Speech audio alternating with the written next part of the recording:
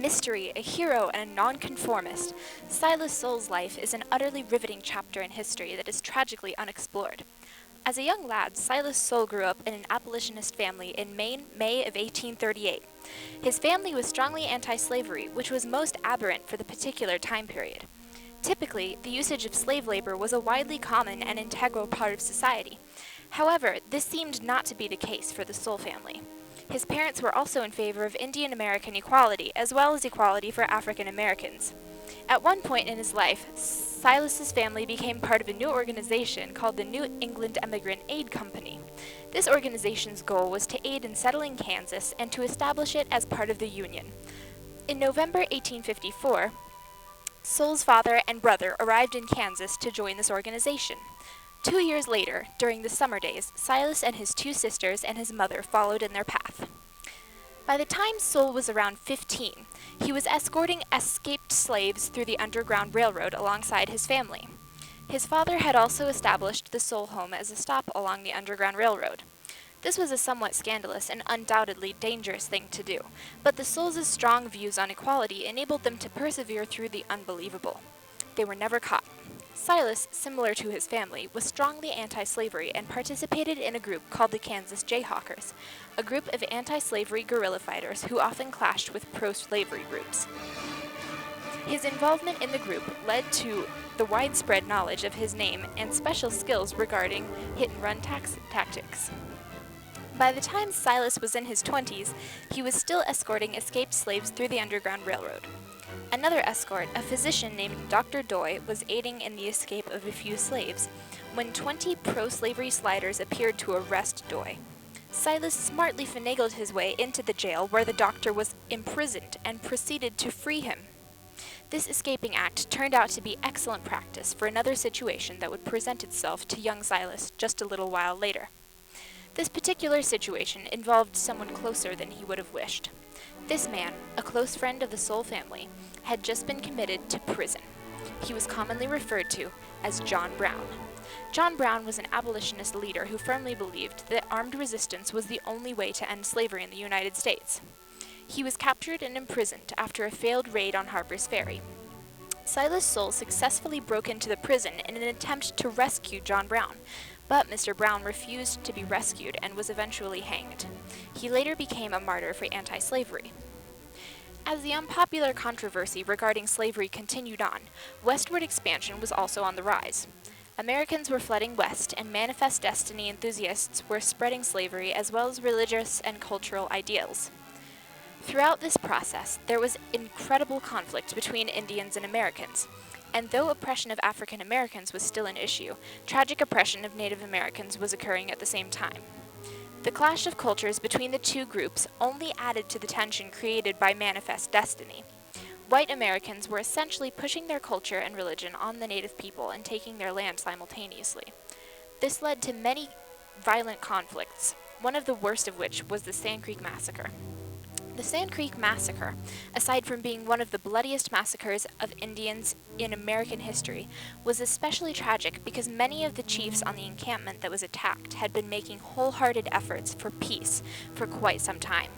In fact, the encampment in question was under the Treaty of Fort Laramie, which defined the tribal lands of each group, binding Indians to quit making war on one another.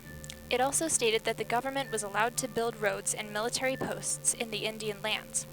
In order to repay the Indians, the government said they would protect the tribes from attacks by whites and pay them $50,000 a year for their good behavior.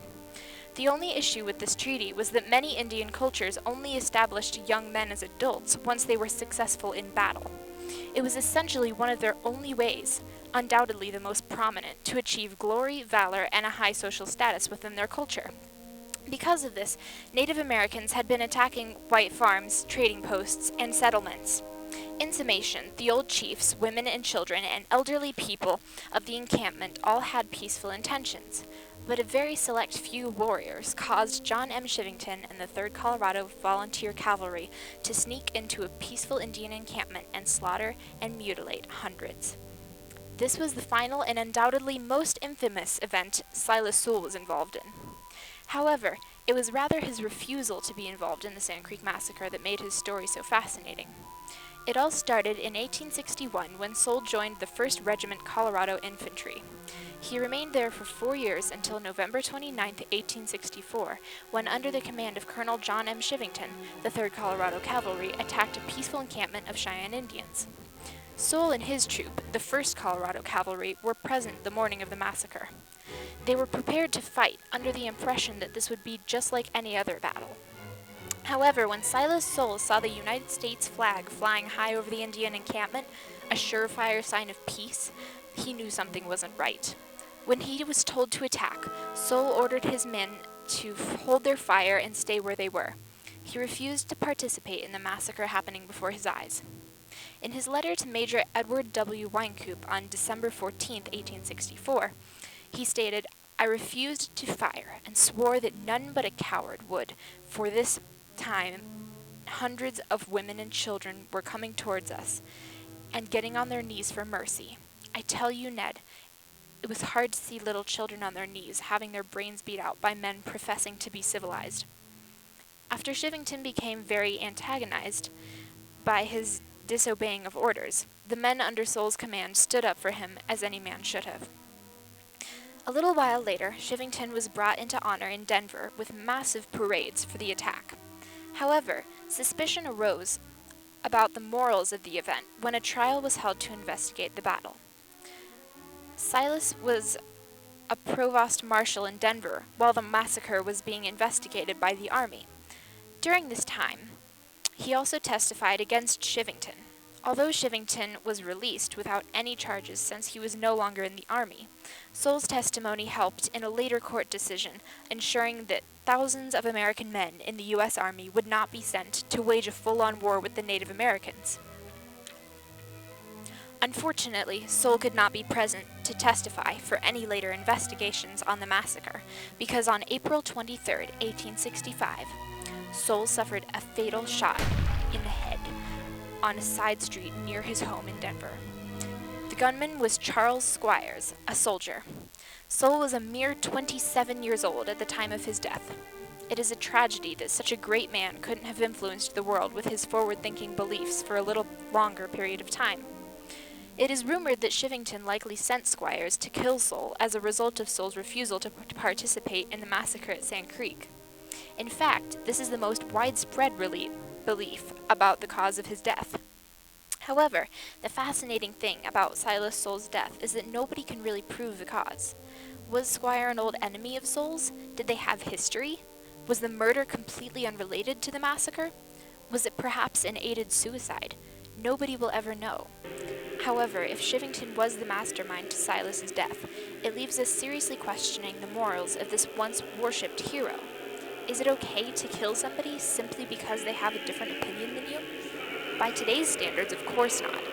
But in the heated, war-ridden world of America in the 1860s, who's to say what was going on in Shivington's head?